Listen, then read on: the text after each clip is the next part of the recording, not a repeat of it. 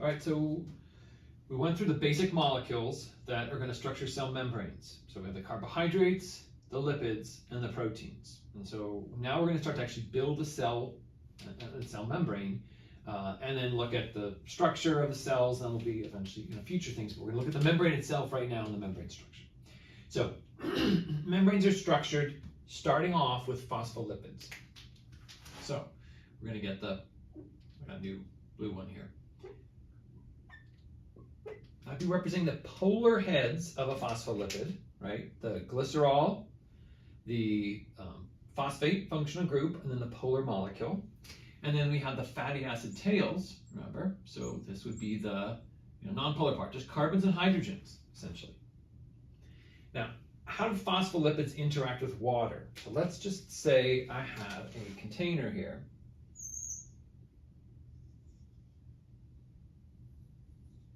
And in it, there was water. And let's say I poured some phospholipids into this container. So how would they behave? Well, remember that the heads are polar, the tails are not polar. So what would happen is that the heads would go into the water because they would interact, but the tails wouldn't like the water, so technically they would be sticking up into the air. So you'd see like an oily film over the surface, and the oil on the surface are really the tails, but the heads are actually inside like that. Now what could happen is if we were to mix this up and kind of shake it and let the water and the phospholipids start to interact with one another, would something else happen? And we may get two options for things to occur. We may have, so I'm not going to draw the whole container again, this is now like in the container what's happening. So we get one possibility of something that could happen in that container, is that the phospholipids could orient in a way so that all the tails, and I'm just going to draw them straight, it's quicker, but they could be bent or straight, all the tails are going to kind of come together because they don't like water. So this is a very non-polar environment, doesn't like water at all. On the outside, this is the polar head, so there could be water surrounding it, and it interacts with water. That's a structure called a micelle. And that can occur naturally. So in nature, micelles form. And people make micelles for drug delivery. So a non-polar molecule that you need to package, if you take it, it might not be absorbed well, especially if it was injected, it wouldn't mix with your bloodstream. So the chemical is then packaged inside a micelle, and then the micelle might go into your bloodstream, and then as this structure breaks down, then the chemical is released, a type of, say, time release, in a sense, or a packaged drug delivery system is a way. But I said in nature, phospholipids will behave like this, and they'll just form these structures. They can also form a second type of structure, so I need a little more space for this. Just a little bit more time because I have to draw it a little bit bigger.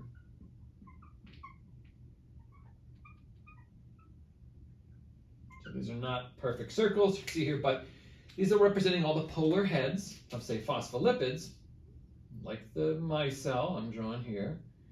Here's the tails. So that would look similar, but now there's this other layer in here, and it's actually going to be opposite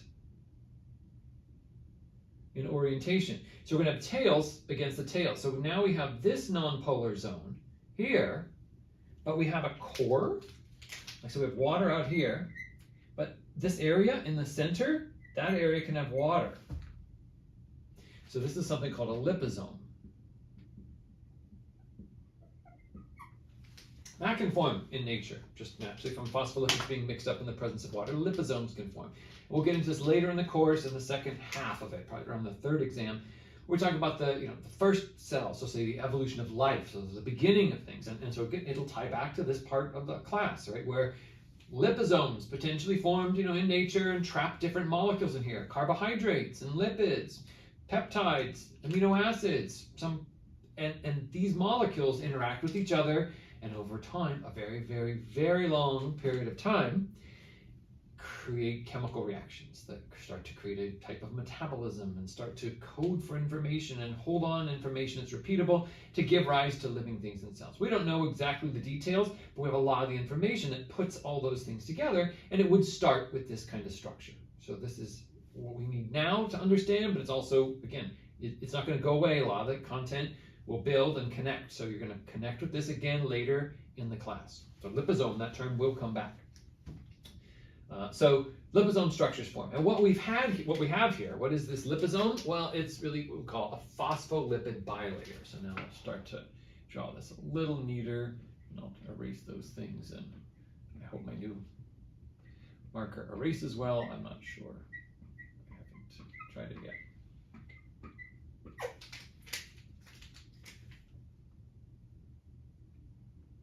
Okay, so here's the polar heads. Non-polar tails. I may ask you to sketch out as part of your exam a cell membrane, labeling all the molecules and explaining things about their jobs in like sort of a written part of your exam. So they erase pretty well. So make sure you go over the structure I'm about to draw right now. So once we get to the very end of this particular lecture, whatever is here like on the board, that's something that you're going to want to make sure that you draw in notes, and then potentially draw it several times, adding labels to it to kind of explain what's going on, because that will really again help you as you're studying. So this is called the phospholipid bilayer. So it's a bilayer because there are two layers of phospholipids. They're oriented with their tails toward each other, so it's a non-polar sort of core through here. And then the polar heads are on the outside and inside, so this can be, water out here, water out here. So the structure can form then a big sphere or ball, which would potentially be the cell, right? And then it is the structure, of our cells and the cells of all living things. So whether it's bacteria, archaea, protists, fungi, animals, plants, they have membranes of phospholipids like this. The archaea is a group, and their chemistry of these tails of the fatty acids is a little bit different, and some of the way they interact can be also a little bit different if you go into a high level of detail on the chemistry. But in general, they are still the same as everything else, and bacteria and us, same phospholipids and type of orientation in the membranes. Okay, there's just other things that are different, but this part is going to be the same. So this starts to create a barrier, right? Because this is a non-polar layer, so other things that are polar can't get across. So let's say, I have a sugar here, and the sugar is trying to get from this side to that side, because maybe in this side, the sugar is a really high concentration. And on this side, it has a really low concentration. And we'll talk a little bit about that soon toward the end of this information about concentration gradients and energy, because that's going to tie into our metabolism block that follows this. So the sugar wants to move from high to low, and this is essentially like the idea, I'll talk about it now. I can't not talk about it just because I feel like if you don't understand it, it doesn't mean as much. Okay, so imagine this is two things. This is a graph of energy, but it's also, a little picture of, say, a hill with a ball on it. Okay, and so if I asked you if you saw this in real life, and I asked you make a prediction, so scientific method, observation, you observe a ball on a hill in a snapshot photo, and now you're going to make a prediction or a hypothesis. Is the ball going to roll up the hill, keep going this way? Is it going to come down the hill, or is it going to kind of stay exactly where it is, right, teetering on that edge? And then you would make a prediction. Then we might have video, we could see it, or we could recreate this and put it there and see what happens. And so what do you think is going to happen? It's most likely going to go down the hill, naturally, like this, right?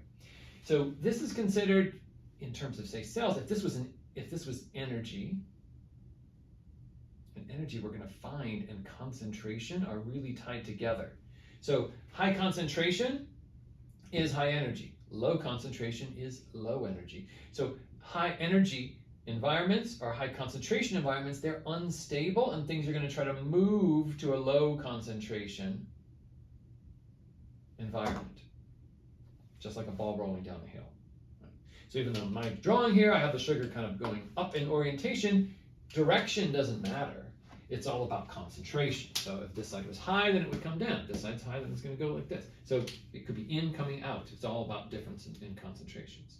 So let's just say the sugar wants to get across, but it can't get across because the nonpolar tails are creating a barrier, and that barrier won't allow it across. So there's some things that are impermeable to the membrane. They can't get across the phospholipids on their own. All right, so that's we're going to get into how they get across, but on their own, without some help now, they're not going to be able to get across. What are some other properties of these phospholipids? Well, we said the tails, right? The tails could be bent or straight, right? Saturated, unsaturated, opposite, right? Strike that. Reverse it. Bent is the unsaturated. Saturated. Saturated with hydrogen, straight tails. Unsaturated, carbon-carbon double bonds, bent. Okay. So that could be here, and that's going to affect, we said, packing, like how tight they can come together, and then how flexible they are in their movement, right? So that's going to affect a property called fluidity. How flexible the membrane is. So things that affect fluidity. So maybe here you're asked, temperature. Higher temperature, things are going to move around more, they're going to tend to spread apart more, and so the membrane itself might be more flexible or fluid. At lower temperatures, what's going to happen is things will tend to slow down. They're not going to move as much, and then they could tend to be packed closer and closer together and make the membrane more rigid, less flexible, or less fluid. Okay. Now, fluidity can be affected by the tails, right? Because if they're straight, they could be less fluid, because more tightly packed, solid. If they're more bent, they'll be more flexible. There's more space to move. They could be more fluid. Fluidity is also going to be affected by something else, right? Cholesterol. So we didn't talk about that when we talked about lipids, because I wanted to try to keep it, it was already getting long, and we focused on the fatty acid part of it. Cholesterol is a lipid too. All right, so I'm not going to, you will not, I repeat, not have to draw this, structure. But I'm just going to give you a basic idea, what a cholesterol molecule sort of looks like, and I may not be drawing this 100% accurate, but you can have a basic idea. It's got this cyclopentophenanthrene ring, which don't worry about at all. It's just a very specific ring. 6-membered ring, 6-membered ring, 6-membered ring, 5-membered ring. Okay, so every corner here there's a carbon. So these are carbons instead of straight lines like we have been drawing before. You have the carbons in ring structure. So these are all carbons. So carbons, and what's attached to those carbons? Hydrogens. And in some cases there's double bonds. So you might have double bonds between some of the carbons. But it's just carbons to carbons, carbons to hydrogens. This is a whole chain of carbons, and then there's going to be hydrogens attached to it. And then you usually have one little hydroxyl group like that. So it's a very non-polar molecule. This is the basic structure of cholesterol. You can see it doesn't look anything like the fatty acid structure. There's no glycerol in here. There's none of those sorts of things. Doesn't look like a triglyceride or phospholipid. It's something else, but it's non-polar. That's why it's considered a lipid. Cholesterol is part of our membrane. In our cells, in animal cells, most eukaryotic cells, but not in bacterial cells. Bacteria won't have this, so we'll talk about that later. All you would have to do, say for drawing it, if you were drawing a membrane, like I said, a little rectangle like that. But where you draw, it's important. So if you drew your cholesterol here and you put a label and you put cholesterol, take off a point, or depending on how many points the question is. If it's worth a lot, I might take off more than a point.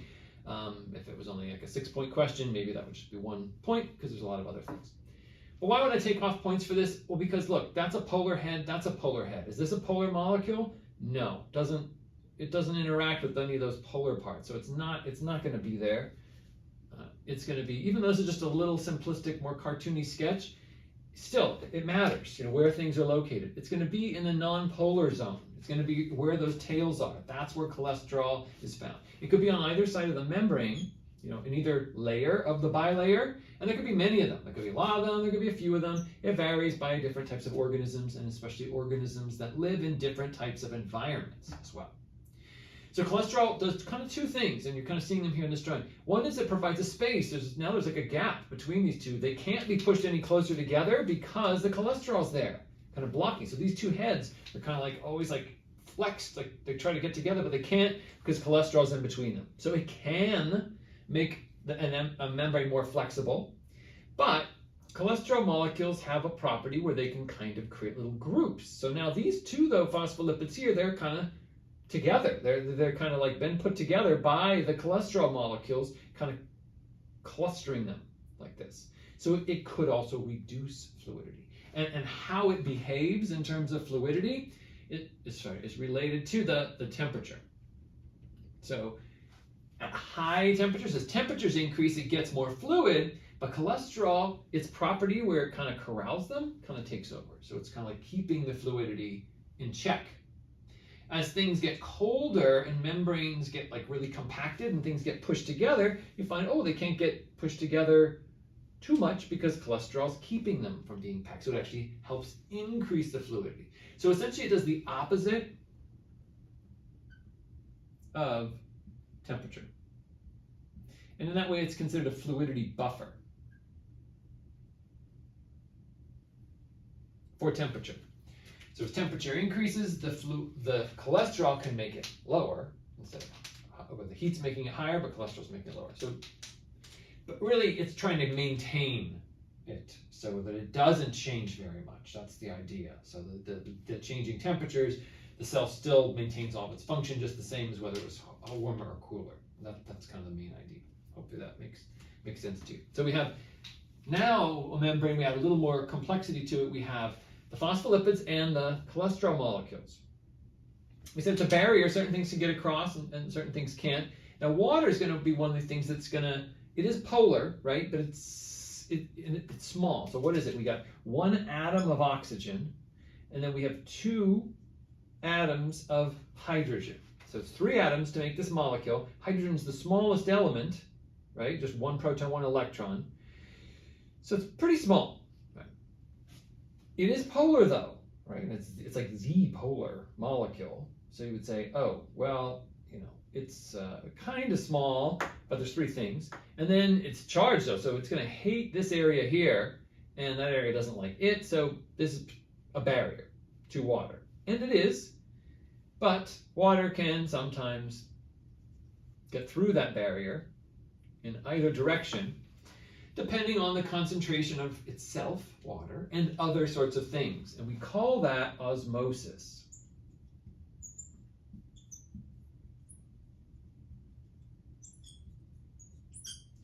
So osmosis is specifically the diffusion of water.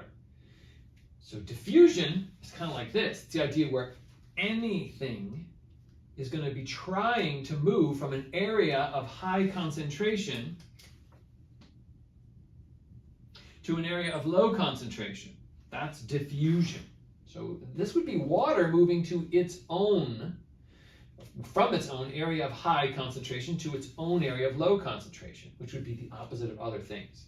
I know that starts to get a little confusing, but I'll give you the example here.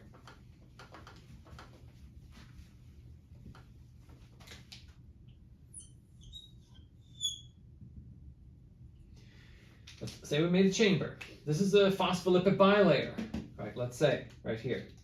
We have water molecules on both sides. It's full of water. But let's say on this side we have lots of sugar molecules, which I'm just going to put as S for sugar, like this. And here we have maybe not many, just a couple. So if you look at this drawing, kind of the way I depicted it, it's not accurate or detailed, but you can get a feel. Here I drew more. I should draw even another one or two. More water molecules and fewer sugars. Here there's more sugars, fewer water molecules. So there's kind of a difference in the concentration. This side, the water concentration is high, and on this side, the water concentration is low. On this side, the sugar concentration is low, but on this side, the sugar concentration is high. And I'm just looking just based on number thing. I drew 1 here and I drew 5 there. So we're not talking about molar concentrations or anything complicated like that. That's what I'd be doing in like a class with the biology majors. We'd get into more detail, a little more specifications. But the concept you still would need to understand. The sugars are going to want to move from high to low. So the sugar is going to, so how are you asked a question about this? Draw an arrow. I do the drawing. Draw an arrow the direction the sugar is going to want to diffuse. So essentially you have two options here. You have kind of side A and side B. So you're going to draw an arrow. Sugars are going to go here from B to A. Does that make sense? Low to high. The ball's going to roll up a hill? No, that's not going to happen. So sugars are going to want to go this way. Will they? Could they get across the barrier? No, they're not going to get across. But they'd like to do that. How about the water molecules? How will water want to move? Water is a molecule. It behaves like all other molecules. This is its high, this is its low, high to low. Yeah, water's going to want to move. Can water get across the membrane? Sometimes, depending on the fluidity of the membrane. Sometimes it can easily get across the membrane. Sometimes it's harder to get across. But it can typically get across through osmosis. So water will move across the membrane, and then this side will experience greater pressure. So that's called osmotic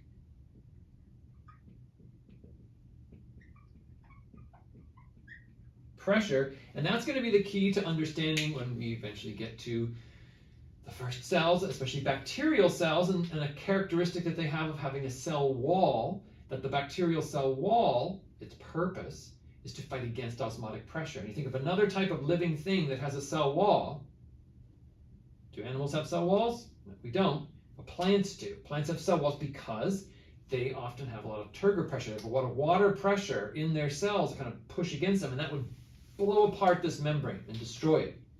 So they have something else tougher outside of the cell to protect them. So it can protect them from things coming at them from the outside, but can also protect them from the inside from water pressure. That's often one of its main purposes. And that water pressure is called osmotic pressure. So osmotic pressure and water pressure, in this particular case, are the same thing in terms of cells.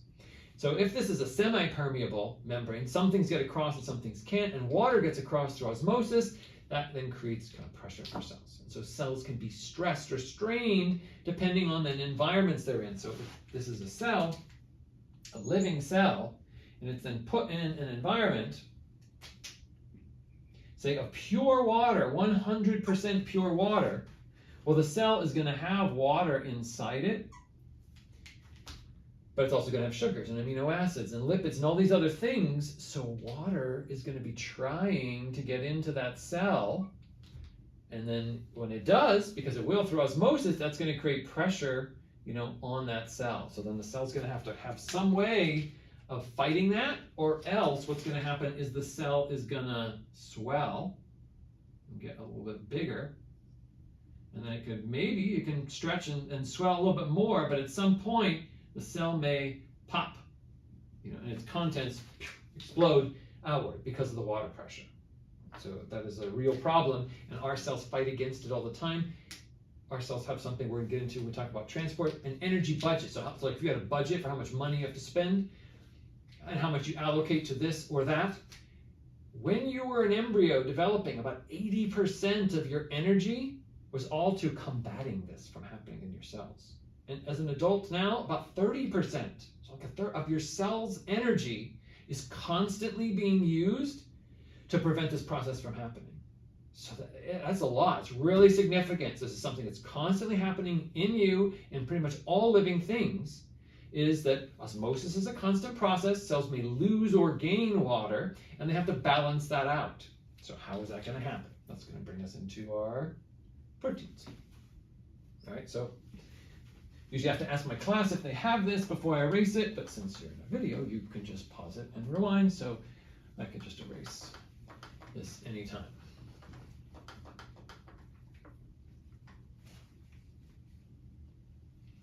All right, so I'm going to get rid of that.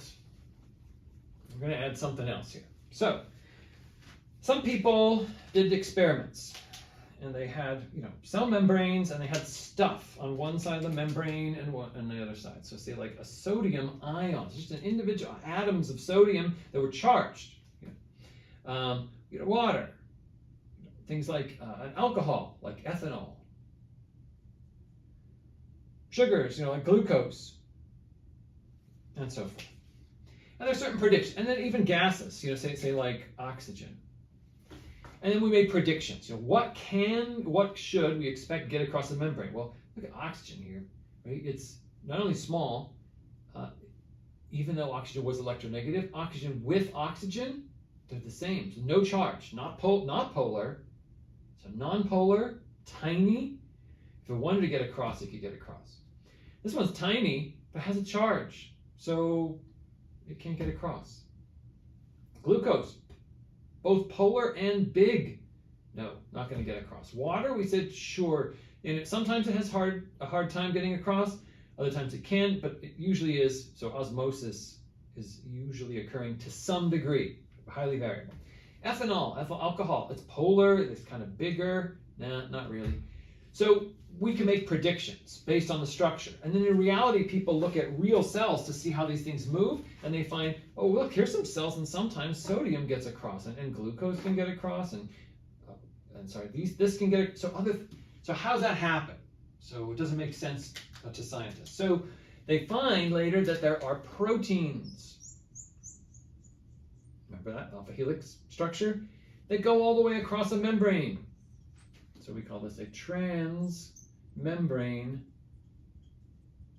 protein.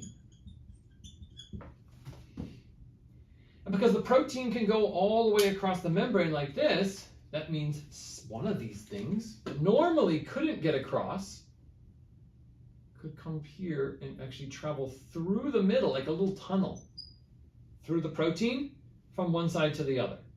So transmembrane proteins can do that. They can allow that in living cells because living cells are structured with the membrane is now being, we're adding. So it's got phospholipids, cholesterol, and transmembrane proteins. And then before we end, when we get to the very end, we'll have a list of like all the things that make up a cell's membrane. And so we're just kind of introducing them now like one by one and putting them in place, where they go, and what their jobs are.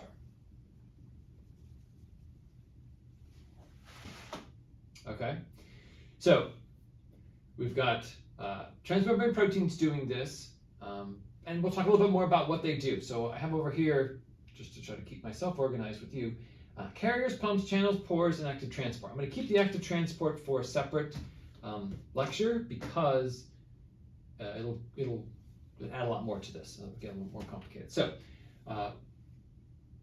carriers. Something like this that I drew here is kind of static. So we have things for molecules moving across a membrane. We call this membrane transport.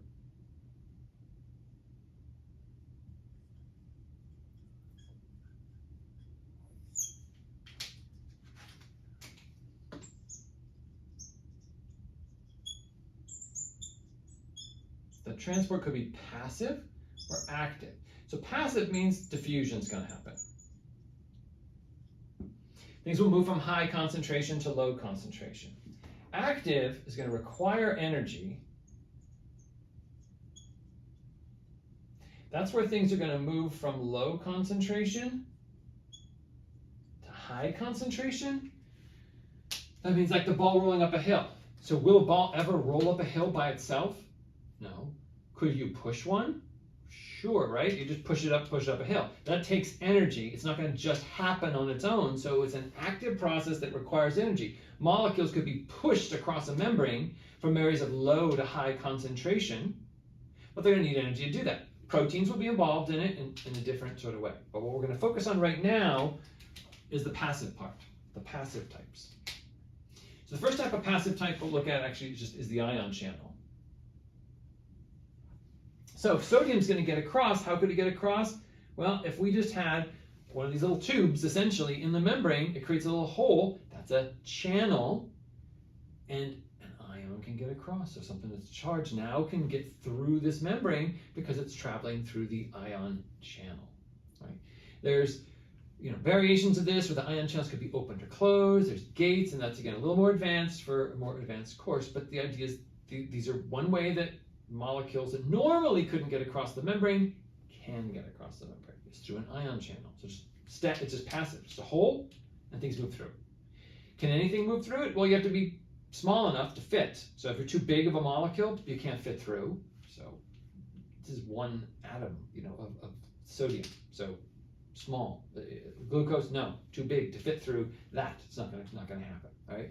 So size is an issue. Also the charge. So this is positively charged. If the inner environment of that had R groups, remember we talked about the R groups. If the R groups of it were positively charged, like this, like the inside of it, that's positively charged. It wouldn't like it, right? It would try to come in and go, whoa, I don't like that environment. It's like pushing it back out, and it wouldn't be able to get across. So they're not just holes that anything can go through.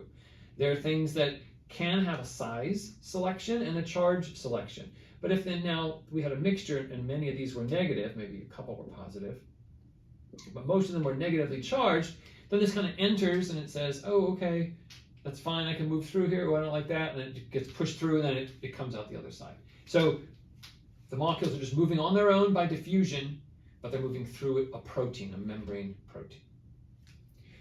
That's a channel.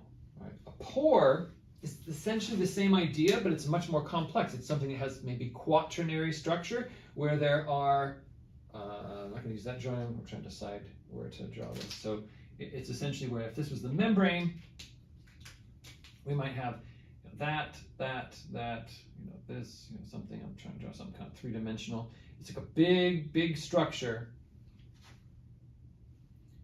that big molecules can get through. So now something like the glucose, could get through this pore. Big molecules might have to get through a pore in the membrane. Kind of same idea, but there's many polypeptides making up a very big complex structure. You still create like a little hole, here in the membrane, and that stuff can get across it. So conceptually the same, just larger. Also, they could be regulated to some degree. It just kind of depends. And that's again a more detailed topic than we're getting into. The one I'm going to talk about now a little bit more are the carriers, and that'll be kind of near where we end before starts active transport, because they are two things that are tied together. All right, that's our membrane. This is a, okay, yeah, we'll do it like this. Now this is a membrane protein.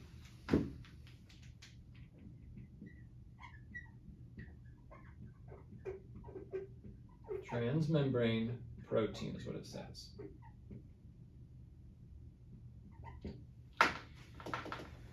So the transmembrane protein is going to have specific binding.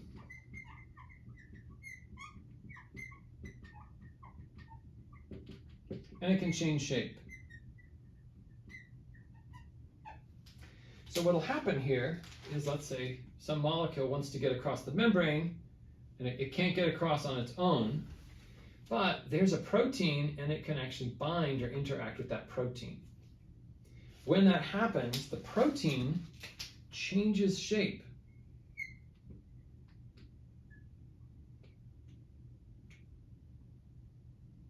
Like this. So it actually, it goes from one form to the other.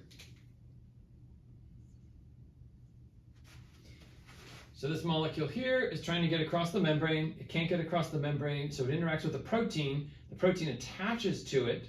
The protein changes shape, flips around the other way, and then it releases the molecule now into the cell. Go wherever it's going to go. So that is still diffusion. This molecule would still be moving, say for whatever this molecule is, from an area of high concentration to an area of low concentration.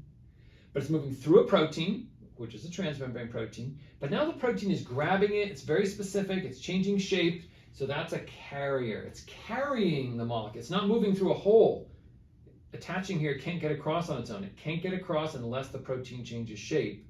So that's called a carrier. All right, so that's just another type of transmembrane protein. So far we have the phospholipids, the cholesterol, the transmembrane proteins. Some of them can be channels, some of them could be bigger and be pores, some of them can be carriers, and they can all allow potentially diffusion of some molecule to get from one side to the other based on its concentration from high to low. Still a little bit more related to this with active transport, but I'm going to separate that into the next lecture, which will be short because it'll just be focused on that one topic.